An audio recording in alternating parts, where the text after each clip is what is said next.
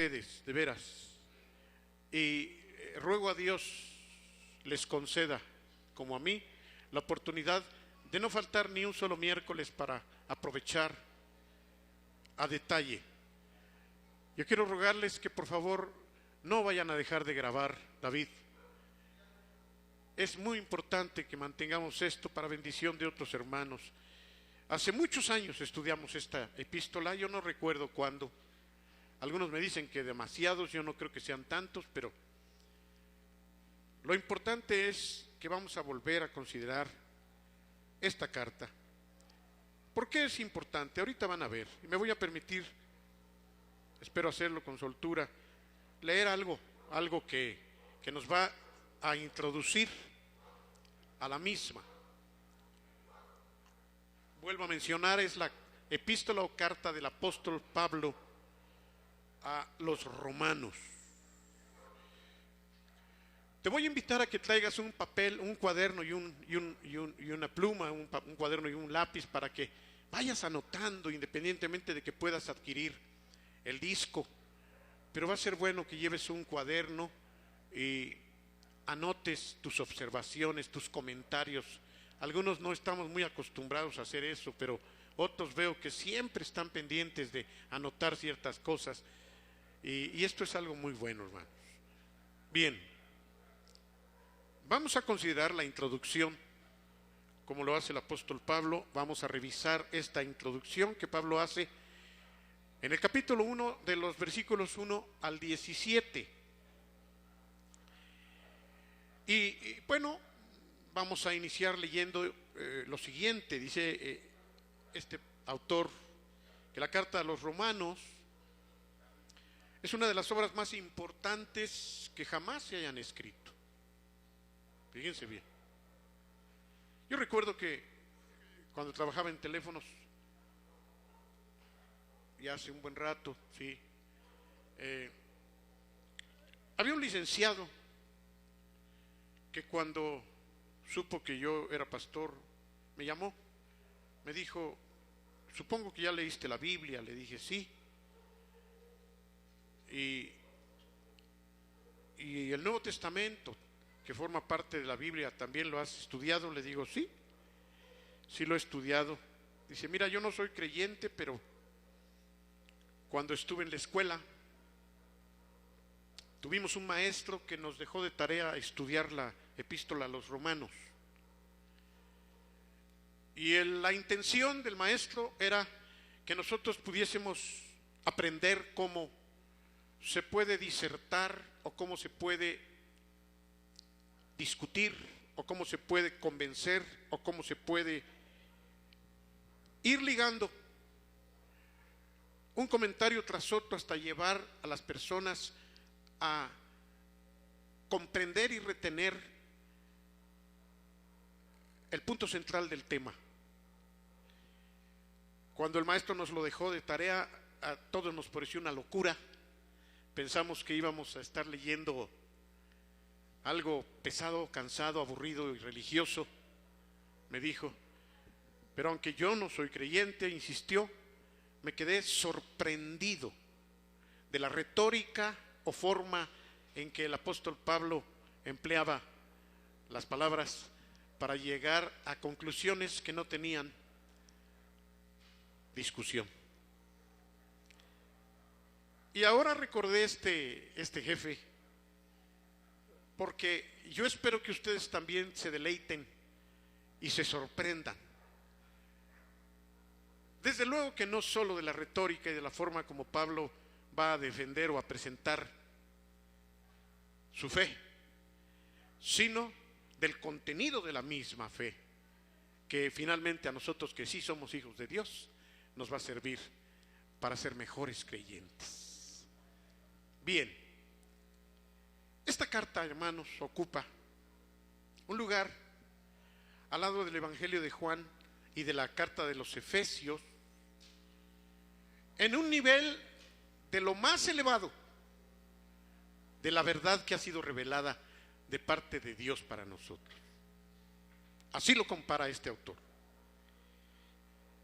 Nadie que pretenda comprender el Evangelio cristiano puede pasar por alto la epístola a los romanos.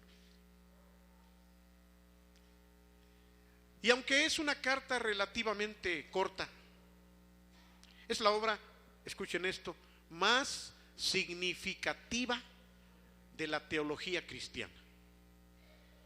La más. Por eso me gozo que ustedes comienzan desde hoy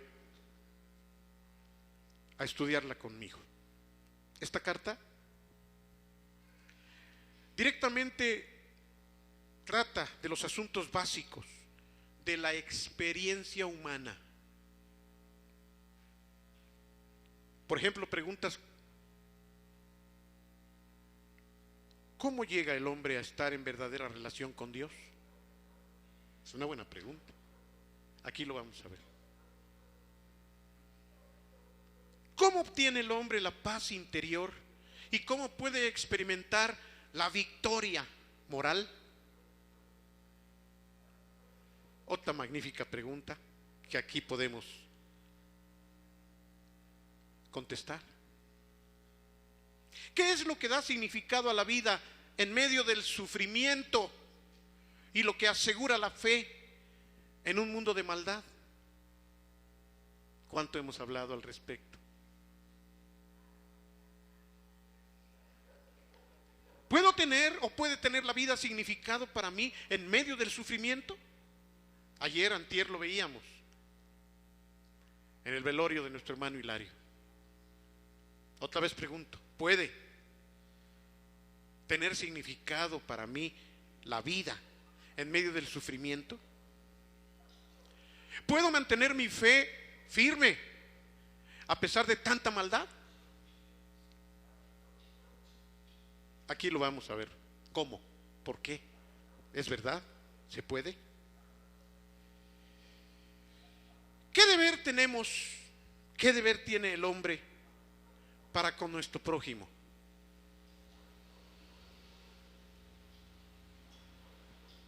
Con una palabra podríamos contestarla rápido, pero vamos a profundizar en esa pregunta también. ¿Cuál es tu responsabilidad con respecto a la norma de vida que el mundo necesita? Hay una norma que el Señor ha establecido, o muchas normas, pero ¿cuál es tu responsabilidad en relación a este mundo? En la carta que vamos a estudiar, hermanos, en la carta del apóstol Pablo a los romanos, tenemos las respuestas a todas estas preguntas divinas. Esta carta que escribió el apóstol Pablo no es un escrito árido sobre algunas cosas abstractas y teológicas. No. Otra vez podemos decir, es un clásico de la teología y una obra maestra que palpita llena de vida,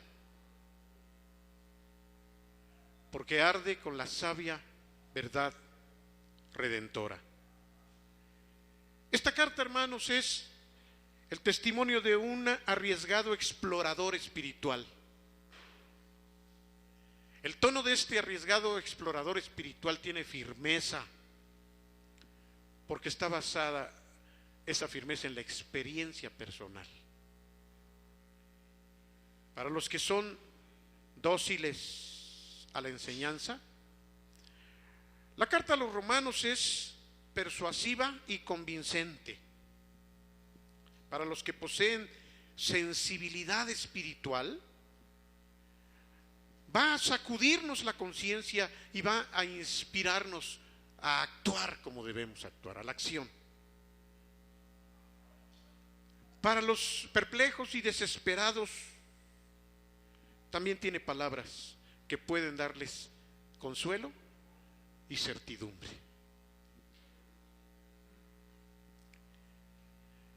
Céntrico en la carta, como un corazón que late, el espíritu apostólico mundial se va a poder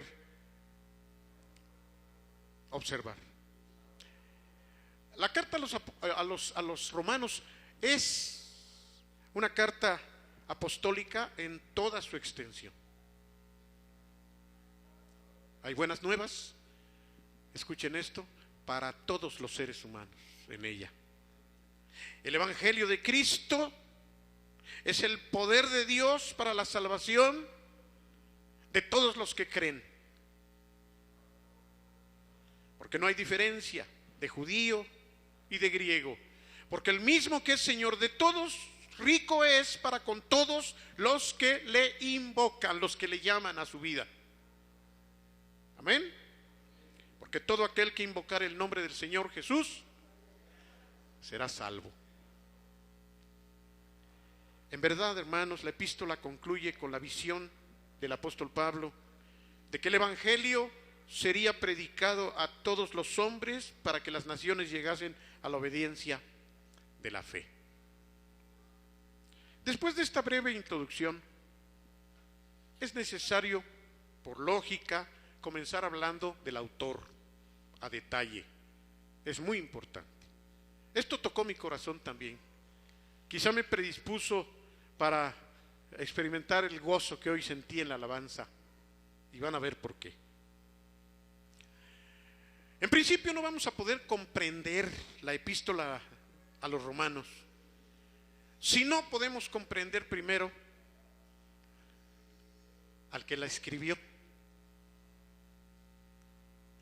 Como preparación para el estudio de la carta, vamos a mirar en primer lugar al escritor, ¿sale? Pablo era judío. Vayan sumando todas las características. Él pertenecía a la tribu de Benjamín, tenía perfectamente bien claro su origen. No era solo judío. Los judíos más serios hasta la fecha deben conocer de qué tribu vienen y a qué tribu pertenecen. Y él mismo en la carta testifica y dice: yo desde el principio, conforme a la más rigurosa secta de nuestra religión, he vivido como un fariseo. Esa palabra ahora es una palabra peyorativa, pero entonces era una palabra honrosa. Aunque nacido en Tarso de Cilicia, por esta razón era ciudadano romano, había sido educado a los pies de uno de los más grandes sabios, teólogos, llamado Gamaliel. Era él uno de los principales maestros del judaísmo. Pablo, teniendo lealtad a esa fe judía, una fe que venía de muchos miles de años atrás, o algunos miles de años atrás, y que estaba fundamentada en la ley mosaica, Pablo avanzó más, mucho más que los de su misma edad. Ubiquémoslo por favor como un buen estudiante, como un hombre que aprovechó lo que Gamaliel le enseñaba. Él desde su juventud, podemos decir desde su mocedad quizá, o adolescencia, llegó a ser cabecilla reconocido de la primera persecución general que se dio en contra de los cristianos. Él cuando escribe dice con humildad, confesando que su celo mal orientado en los últimos años antes de encontrarse con Jesús había sido muy fuerte. He perseguido, dijo, este camino, refiriéndose al camino cristiano, he perseguido este camino hasta la muerte, tomando presos y entregando en cárceles a hombres y mujeres. Pasajes como este muchas veces pasan desapercibidos para nosotros cuando los leemos. Pero cuando yo lo estaba observando ahora, me imaginaba a estos que pueden, sin mayor temor, matar a las personas. Y quiero referirme a los musulmanes, por ejemplo. Entre ellos hay de todo, estoy seguro. Pero estoy seguro también que hay algunos que son muy sinceros. Decir esto, quizá para ustedes no suene tan grato, porque al saber todo lo que ellos están haciendo, oír de un musulmán, de un hombre que cree en el Islam, al menos nos puede dar repugnancia. Apenas 100 y tantas personas fueron masacradas por ser cristianos. Pero analizando lo que estamos considerando de Romanos, ¿creen que alguno de ellos haya tenido o tenga el mismo espíritu que Pablo tenía antes de ser creyente? Alguno, digo yo. Es posible. Hay gente que mata en el nombre de Dios, y desde luego que eso no es correcto, pero lo hacen sinceramente. Lo hacen defendiendo su fe. Aquí mismo en México sabemos lo que ocurrió en un tiempo, en la llamada época cristera, y en muchas otras épocas. Ha habido gente que piensa que le hace un favor a Dios matando a aquellos que no tienen su misma fe, pero lo han hecho de alguna manera, sinceramente, en ignorancia total, pero con un corazón sincero.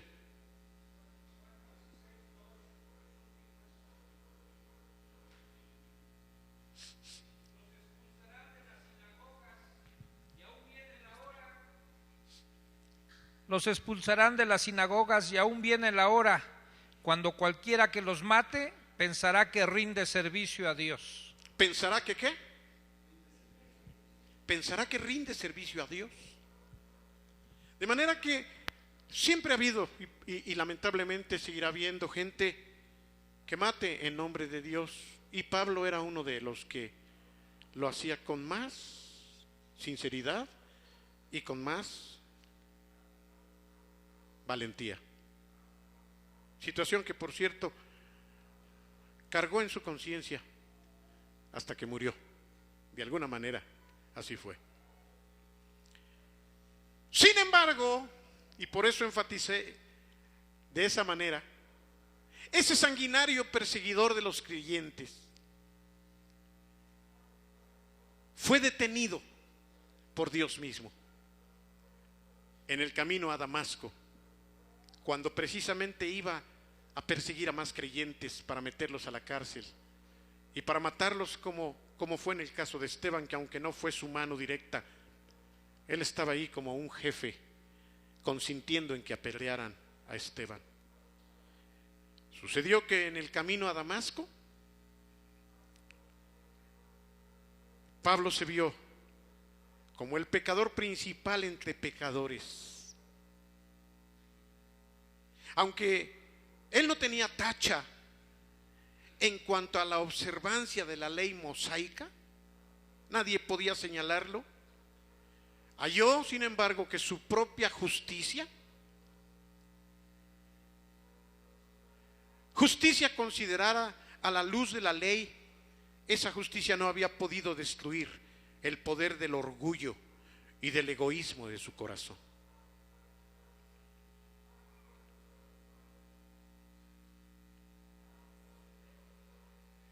Cuando se encontró con Jesús de Nazaret en ese camino a Damasco, cuando se encontró con el resucitado de los muertos, Pablo se dio cuenta de su propia impotencia moral y de su rebeldía espiritual. Aún de más importancia fue el hecho de que vio a Jesús, o en Jesús, la expresión del amor de Dios para la humanidad pecadora y el cumplimiento de la promesa de Dios en cuanto al Mesías. Eso fue lo que Pablo vio. Eso fue lo que Pablo pudo experimentar cuando Jesucristo se le apareció.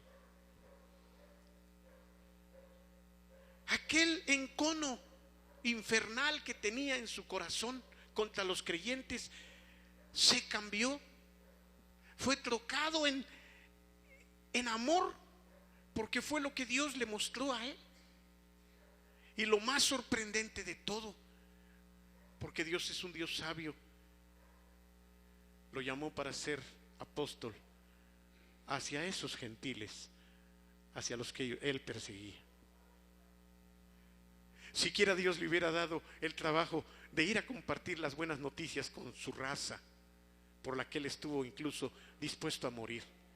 Pero Dios le dijo: mira, yo no lo quisiera decir como un castigo, pero esa fue la voluntad de Dios. Ahora, a esos que tú perseguías, a que tú matabas, a esos yo te voy a enviar para que les hables de mí, que me estoy apareciendo a ti cuando quieres ir a matar a mis hijos. ¿Qué estás haciendo, Pablo? Es muy tonto darle patadas a un aguijón de fierro. Eso es lo que tú estás haciendo. Estás queriendo destruir una punta de acero a patadas. Dura cosa te es dar patadas contra el aguijón, le dijo el Señor.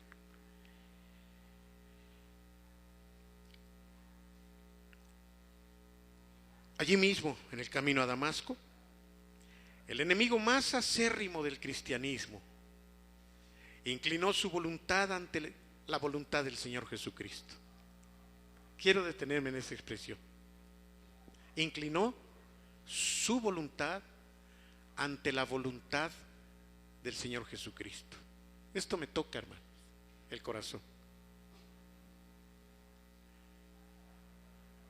Piensa en ti, por favor, esta noche. Allí en ese camino a Damasco, el apóstol Pablo inclinó su voluntad a la voluntad del Señor Jesucristo.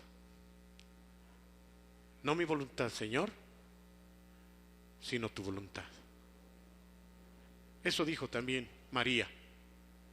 Inclinó su voluntad a la voluntad del Padre. Fíjate esta expresión. Cuando la leí, y ahora que la repito, pienso en mí y me duele, porque también tengo que pensar en que eso es lo que Dios está esperando de mí. Y ahora te lo dejo a ti como reflexión. ¿Qué cosa, pastor? Que meditemos en la importancia de que el Señor está esperando que nosotros inclinemos nuestra voluntad a la voluntad de Él. Yo no sé qué tan profundo lo puedas recibir tú, pero esto es algo que todos los días el Señor está pidiéndonos.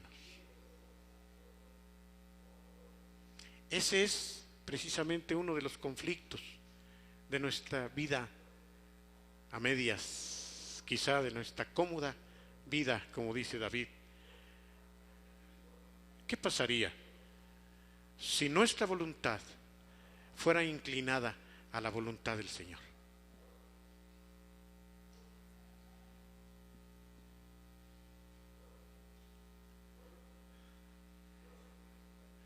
Pensemos, por favor. Pablo llegó en ese momento a estar dispuesto a olvidarse de su religión, de su celo, de su trabajo, de su vida, de su emoción, de lo que le representaba y le significaba esa labor que estaba llevando, solo para aceptar la voluntad de Dios. Esto es tremendo, hermanos. Es muy grande esto. Todos los días el Señor está invitándonos, porque hasta eso lo hace con misericordia, para decir: véanme, ¿me das tu voluntad? ¿Puedes inclinar tu deseo a mi deseo? ¿Puedes inclinar tu deseo a mi voluntad? ¿Sabes que esto implica sufrimiento, no? ¿Qué más puede implicar? ¿Muerte? ¿Qué implica el que mi deseo lo ponga bajo el deseo de Dios? ¿Rendición? ¿Negación? sacrificio, humillación, trabajo.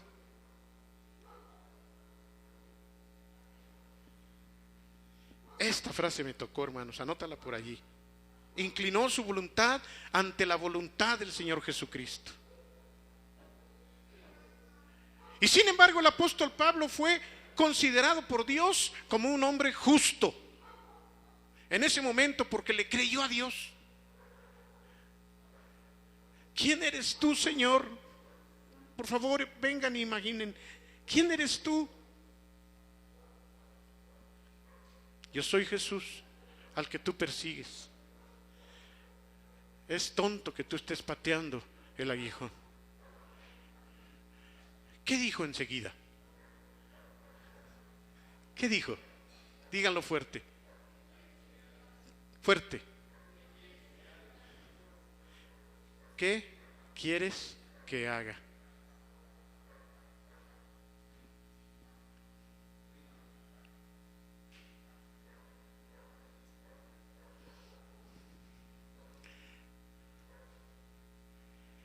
En nuestra vida eso es algo que cuesta mucho trabajo. En todos lados, allí donde tú estás. Puede ser algo que a ti te guste, pero tener un corazón totalmente dispuesto a decirle a quien está por cabeza tuya: lo que tú quieras, eso voy a hacer. Pero más aún cuando es contrario a lo que más anhelas, cuando es opuesto a lo que tú estás viviendo y a lo que tú más quieres. Les he dicho muchas veces que casi siempre lo que menos queremos hacer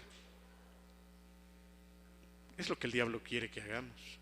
Y lo que más queremos hacer, o lo que menos queremos hacer, es lo que el diablo quiere. Pero lo que más quiere que hagamos Dios, lo que Dios más quiere que hagamos, es lo que menos queremos. ¿No es cierto? Otra vez lo digo. Lo que menos deseamos es lo que Dios quiere muchas veces. Y lo que más queremos hacer es lo que el enemigo quiere. Por eso esta expresión otra vez es para anotarla, para meditarla. ¿Qué quieres que haga, Señor? Pongo mi voluntad a los pies de tu voluntad.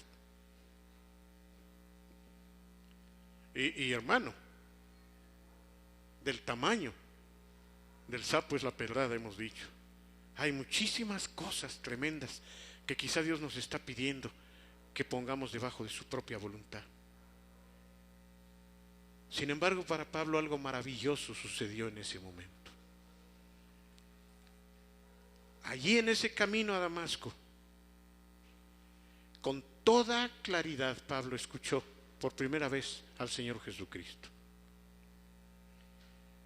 al Señor resucitado, al que vendría a ser el todo de su vida, por quien él mismo daría la propia. Porque para esto te ha aparecido, para ponerte, le dijo, por ministro y testigo de las cosas que has visto y de aquellas en que me apareceré a ti, librándote del pueblo y de los gentiles, a los cuales ahora te envío, para que abras sus ojos, para que se conviertan de las tinieblas a la luz y de la potestad de Satanás a Dios, para que reciban por la fe que es en mí remisión de pecados y bendición entre los santificados. ¿Quién dijo esto?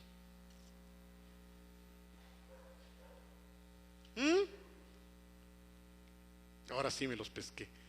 ¿Quién dijo esto?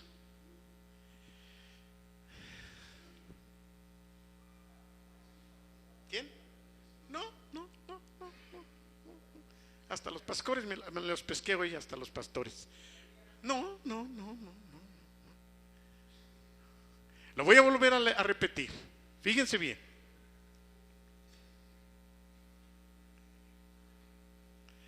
No pusieron atención cuando lo leí, si no, ahí está la clave. Fíjense. Porque para esto se te ha aparecido,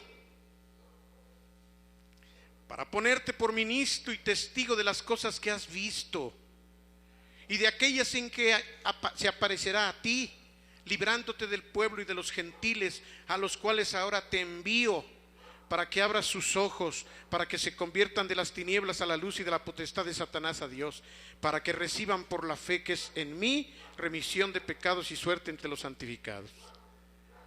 Sí, claro que era Jesús, pero ¿a través de quién? Ananías, efectivamente. ¿De acuerdo?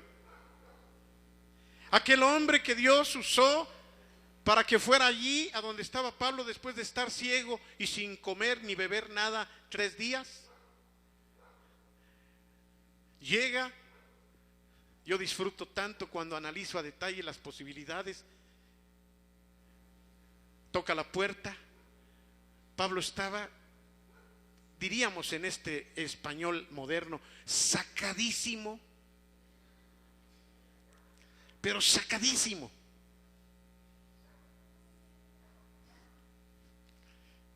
Soñé, me hizo daño alguna comida, fue verdad, ¿por qué estoy ciego? Oí una voz, la imaginé, ¿qué va a pasar? ¿Volveré a ver? ¿No volveré a ver? Ya son 3 días, no tengo hambre, pero además, ¿qué hago?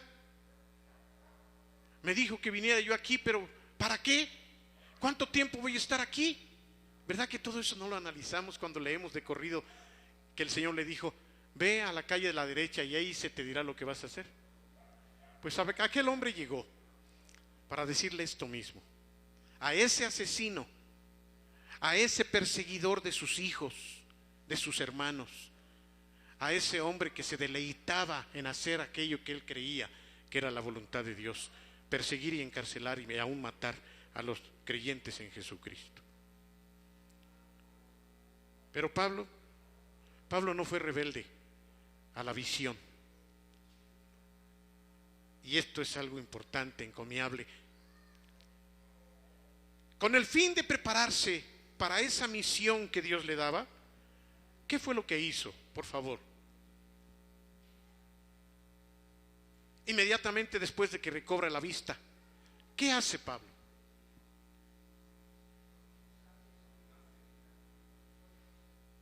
¿Qué?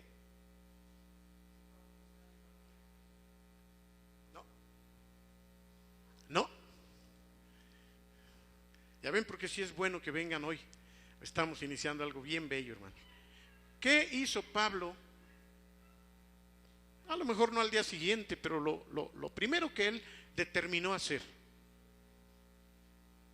Aquí sí es también para los pastores. ¿Ayunar? No, pues terminó los 3 días de ayuno y entonces hizo algo.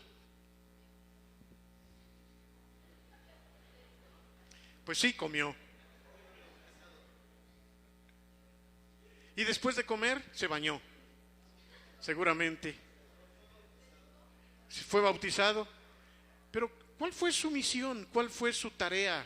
¿A qué se dedicó? Vamos a decirlo así, una vez que él termina su ayuno y todo lo que ya dijimos.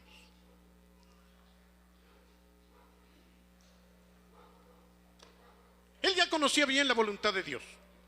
Fue perfectamente clara cuando Ananías le describe esto que acabo de leer. Te he llamado para... Ya no tiene duda Pablo. Y entonces, ¿qué hizo? Bueno, quizá te voy a ayudar un poco. Si tú fueras llamado por Dios para servirle y supieras que tú vas a dedicarte al 100% y todo tu tiempo para servir a Dios, quizá como pastor, como apóstol, no sé, ¿qué harías? Háblame de ti. ¿Tú qué harías? Levante la mano, por favor. Iván, prepararte. Pues sí, hermanos, 10. Espero que en todos saques 10. Él se empezó a preparar. Ahí está en el libro de los Hechos. ¿A dónde fue? A ver, ¿a dónde? No. No, no fue a Damasco. Ya no. No, tampoco a Antioquía. Tampoco a Jerusalén. ¿A dónde? Dilo fuerte, Rebe. Arabia, 10, Rebeca. Muy bien. ¿Estamos aprendiendo hoy? Fíjense bien, ¿eh? Él regresó a Arabia. Él ya conocía bien, repito, la voluntad de Dios.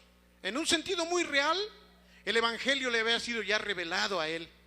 Porque fue claro que le dijo a Ananías, para que reciban por la fe que es en mí remisión de pecados y bendición entre los santificados. Él ya sabía muy bien lo que tenía que hacer.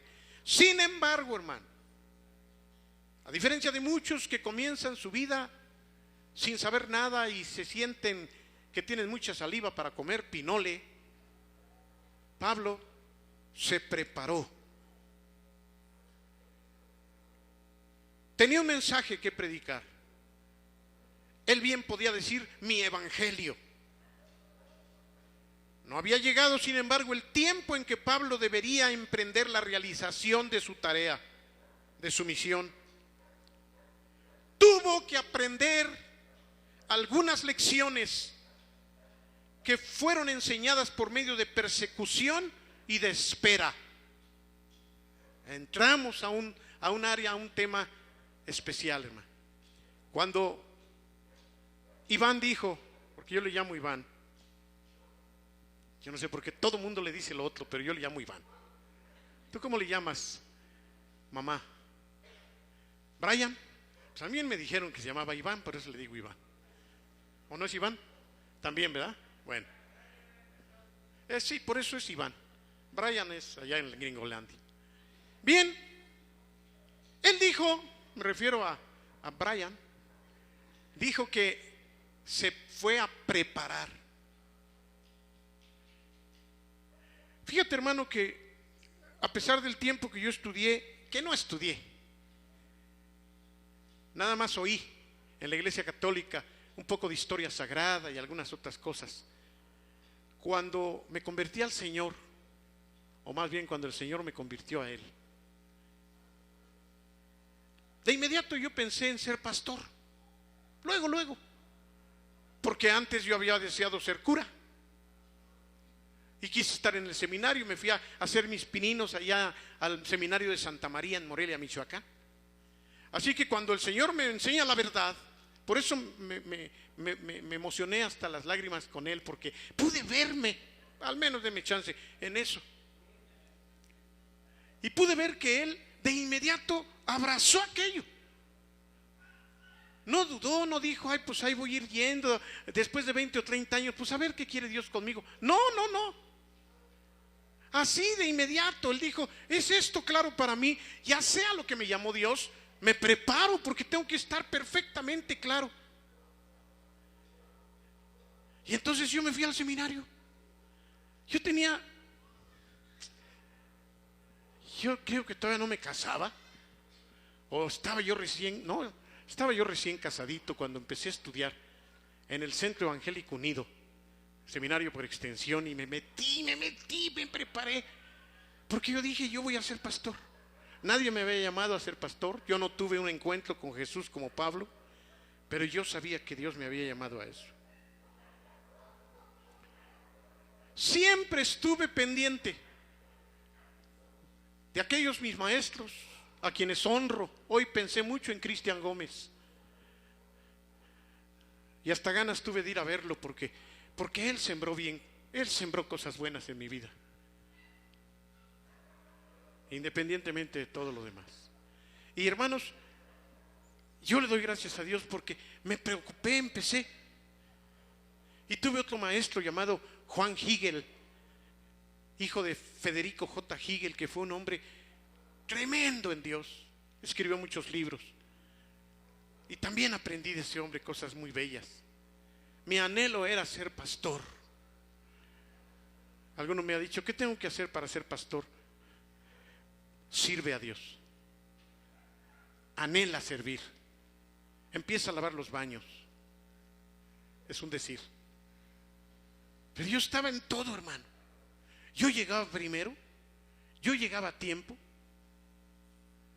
de inmediato veía yo qué faltaba. Ahorita que no está, yo me parecía a Jonathan, o Jonathan ahora se parece a mí. En todo estaba casi oliendo a ver qué, esto, qué más, esto, qué hace falta. Como algunos de aquí, gracias a Dios. Siempre estaba yo allí. Siempre que había una necesidad, oye, ¿nos puedes apoyar? Sí. Yo hasta me fui al extremo, ¿no? Porque ya tenía yo esposa. Pero para mí eso era, siempre que me he clavado en las cosas, me clavo con todo el corazón, y en eso, gracias a Dios, así lo hice. Estoy hablándoles de hace 43 años. Pablo se preparó.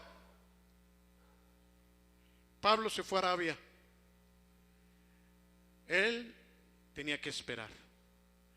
Pero no solamente esperar, sino aprender lecciones. El otro día, haciendo cuentas, me parece que no fui tan atinado, y espero que solamente sea un sentir, pero ¿a los cuántos años fuiste llamado a ser pastor, David? 31 años. Como mi hijo, pues yo desde que él tenía ya 20 era pastor, entonces pude haberlo llamado igual que a mí. A los 23 años empecé a ser pastor. A él le costó 8 años más. Chucho, ¿cuántos años estuviste aquí hasta que fuiste pastor?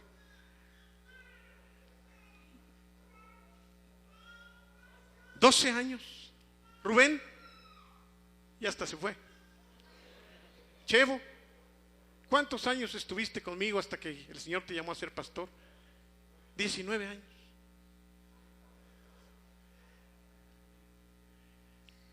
Y hermanos, tenerme a mí como compañero y hermano no es fácil. No dije como papá, además.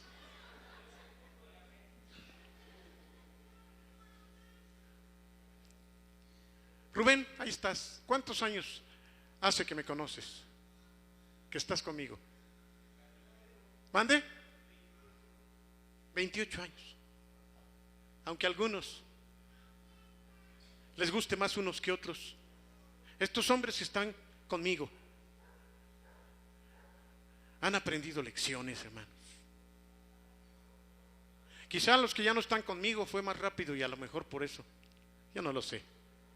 Pero aquí Pablo aprendió lecciones. No quiero que me digas, ya sé, qué esperanzas tengo. Porque es Dios quien llama, hermano. Yo espero que así haya sido. Pero Pablo tuvo que aprender lecciones a través de la persecución y de la espera. Hermanos, pero cuando el Espíritu Santo hizo su aparición, cuando el precioso Espíritu de Dios apareció en la iglesia de Antioquía para llamar a Pablo a iniciar esta labor, saben ustedes, hermanos, ¿cuántos años pasaron del día en que él cayó a la tierra ahí en el camino a Damasco, al día en que dijo el Espíritu Santo, apártenme a Bernabé y a Pablo para la obra a la que los he llamado? Cuando menos. Y sí, Pablo dice que pasaron 14 años. ¿Es posible entonces que Dios te diga algo hoy y hasta dentro de 14 años se cumpla? No es muy alentador quizá para algunos, pero Dios no tiene prisa, hermano. Yo empecé a ser pastor a los 22 años, pero a algunos otros les ha tardado más. Yo no sé por qué, así es el Señor.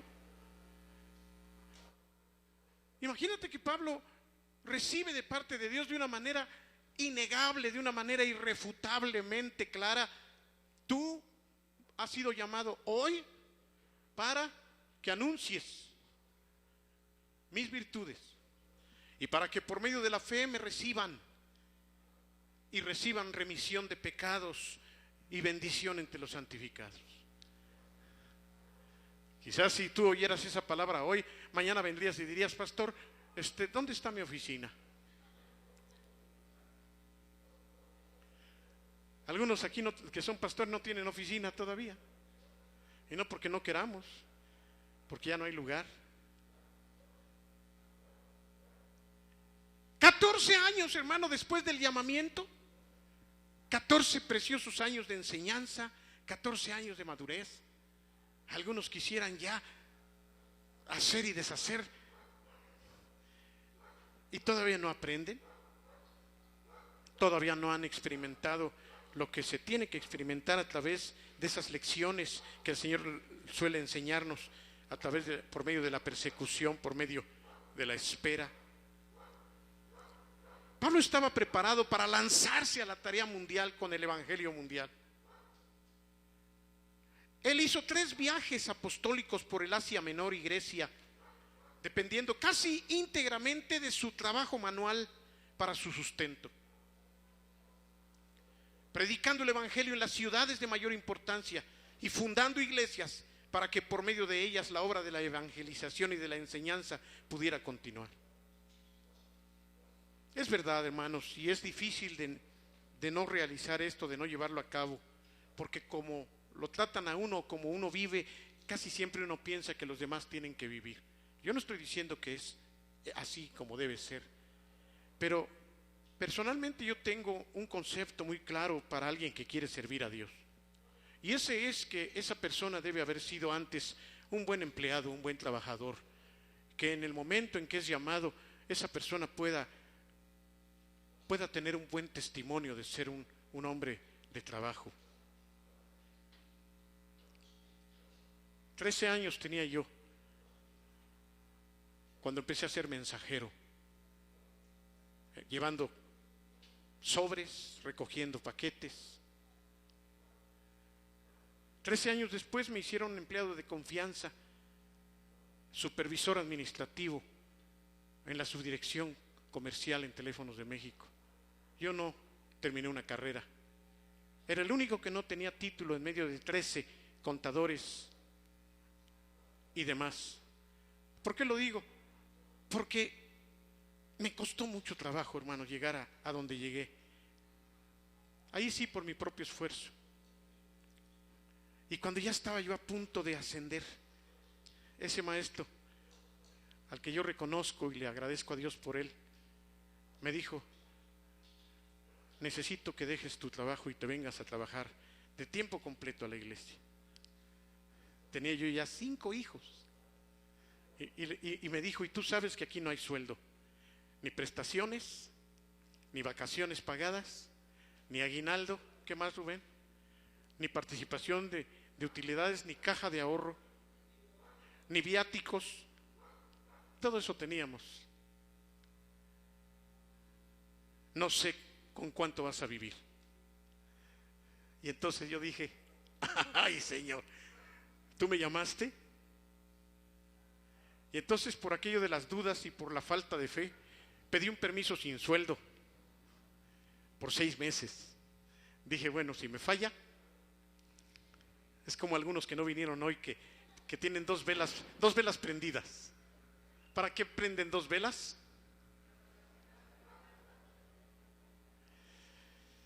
Pero a los 3 meses renuncié.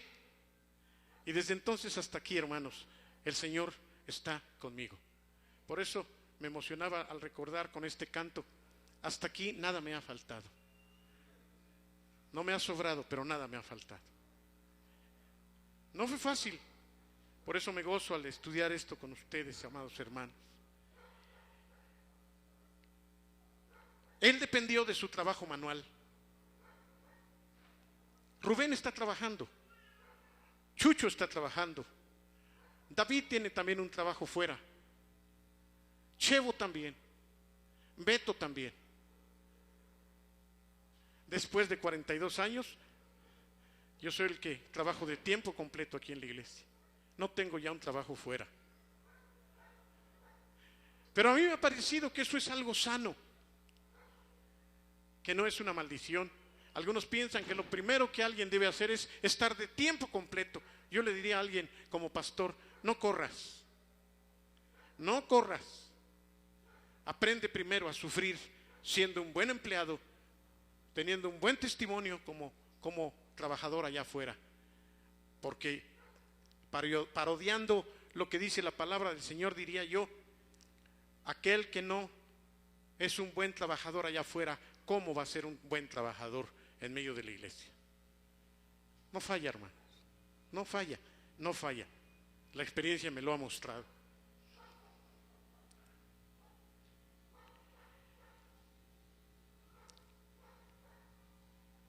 Él a la vez y paralelamente fundaba iglesias, evangelizaba, y por su incansable predicación y enseñanza y por medio de una serie de cartas escritas a algunas de las iglesias, este precioso apóstol hizo avanzar el movimiento cristiano. Imagínense haber conquistado Éfeso, Corinto, como también muchos otros lugares. Pablo aprendió que la proclamación directa de la verdad de Cristo es potencia de Dios para salvación. Es potencia de Dios para salvación. Pudo ver Pablo un cambio en la vida moral, en la vida intelectual, en la vida social como respuesta al mensaje de la cruz y de la resurrección. Vio a las masas víctimas de falsas filosofías y de engaños vanos, de idolatrías y supersticiones y de la codicia y la avaricia. También vio eso. Su corazón sufría, hermanos, por ellos. Sufría con un profundo interés espiritual, con una compasión indescriptible por su propio pueblo. Ansiaba que los judíos, a quienes Dios no lo había mandado, pudiesen ser salvos. Repito, por quienes él mismo dijo que estaría aún dispuesto a ser anatema con tal de que los judíos se salvaran. Pablo aspiraba a poder proclamar el evangelio en Roma y a los confines más remotos del imperio, aún en España. Y con esto voy a concluir, hermano. Hay mucho más que hablar de Pablo. Todavía ni siquiera entramos al versículo 1.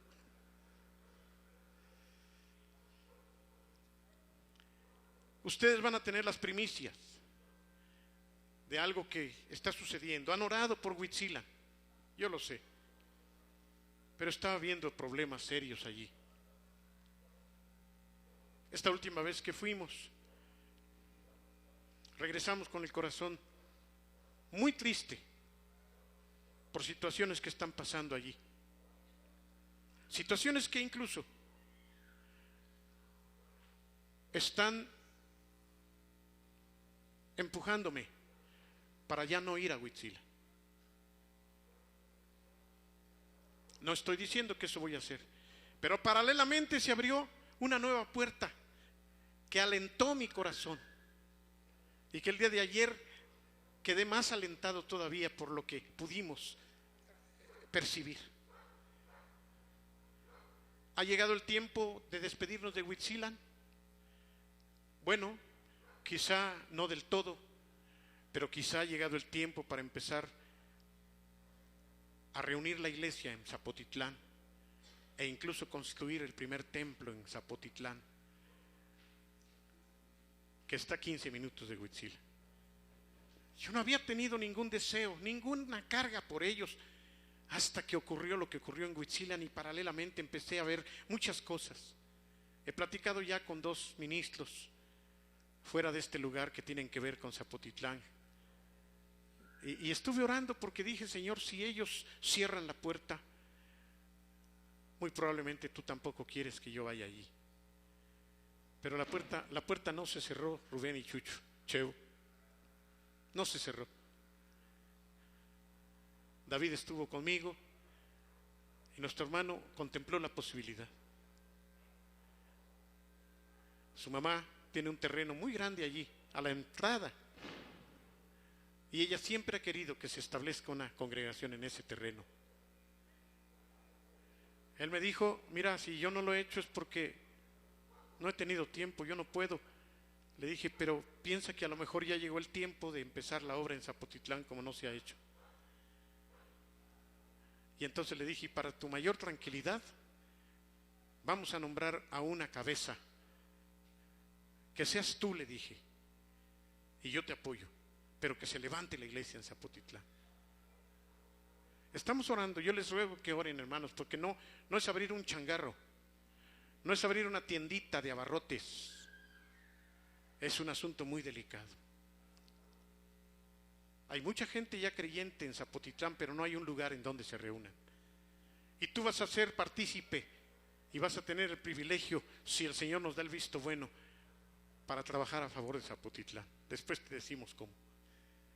Hemos pensado en la posibilidad, yo solamente estoy diciendo lo que hemos pensado, Dios todavía no nos dice nada.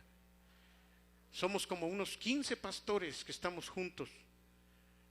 Y estoy pensando en que cada pastor pueda ir cada 8 días. Prepárate, Chevo, Rubén, Chucho, David, Beto. Cada domingo va a haber un pastor diferente predicando en Zapotitlán, puede ser. Nos va a tocar ir a predicar cada 15 semanas, papita. Pero vamos a trabajar fuerte. Es probable que en un lugar como ese empiece a predicar un Val, un Oscar, un Chucho, un Jorge. No se espanten. Mira, así le vas a hacer, Jorge, y vas a decirles esto y esto y esto. ¿Cuántas cosas, Iván, Ramón? ¿Cuántas cosas puede hacer el Señor cuando uno está dispuesto a oír su voz y hacer su voluntad? Porque ustedes tienen mucho más tiene cada uno de ustedes de lo que esa gente pueda tener. Rendir la voluntad al Señor.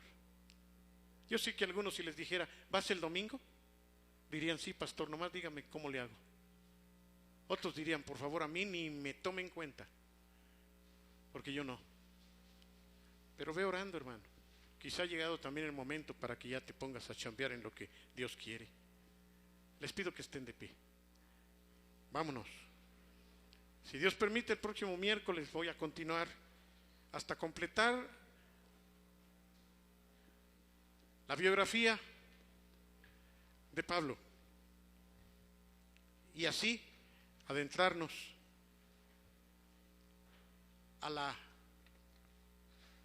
necesidad por la cual fue escrita la carta e iniciar el primer versículo, si el Señor nos lo concede. Padre, te damos gracias por estas maravillas que tú hiciste en Pablo. Y él es tu hijo solo por creer en tu Hijo. De la misma manera que nosotros somos tus hijos solo por creer en tu Hijo. Así que tenemos también la oportunidad que a Pablo le diste. Seguramente en un nivel mucho más bajo, pero finalmente en un nivel de llamamiento, de responsabilidad, de entrega, de servicio, de trabajo, de sufrimiento, pero de vida en abundancia, Señor. Concédenos ser útiles en tus manos. Concédenos, Padre, en el nombre de Jesús, aprovechar esta gracia sobre gracia que tú nos has dado y vertirla en los demás, porque si de gracia hemos recibido, tú quieres también que de gracia demos. Ilumínanos para saber cómo quieres, dónde quieres, cuándo quieres, así como fuiste llevando a Pablo de la mano, Señor. Ten misericordia de nosotros y úsanos. Enséñanos cómo debemos continuar nuestra relación en Huitzilan. Si es que vamos a ir a Zapotitlán a hacer esto que he pensado, que mis pensamientos estén sometidos a tus pensamientos y a tu voluntad. No a nosotros, sino a tu nombre da gloria, Señor, por Jesucristo nuestro Señor. Tu misericordia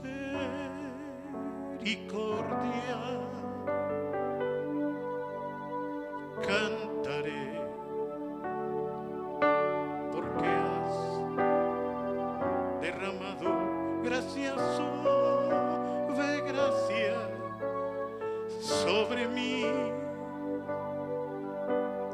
Nada me ha faltado hasta aquí.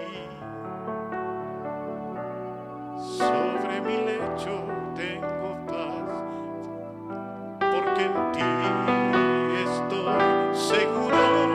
Tú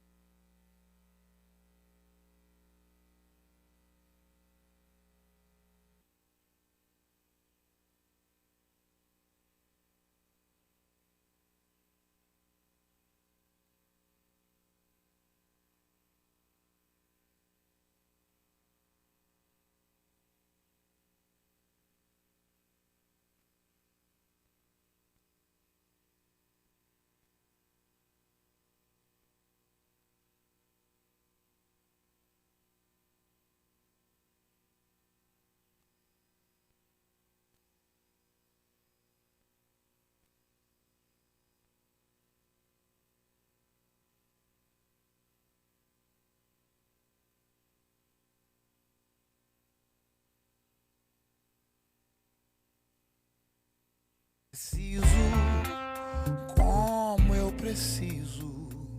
Eu preciso te sentir todo dia e olhar pra tua luz pra não me perder. Meu Senhor, tu és a minha alegria e eu preciso, Deus da minha vida, fica comigo. Sou sua casa, mora em mim. Deixa eu te dizer o que eu preciso, Pai. Eu preciso do Senhor.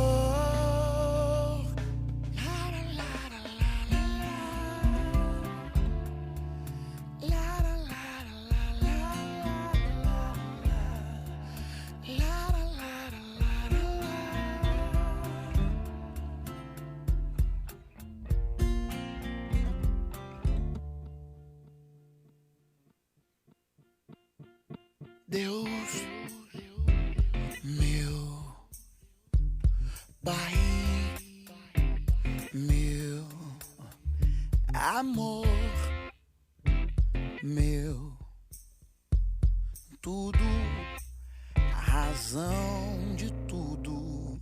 Deus, meu ar, meu farol, o farol que eu preciso, como eu preciso.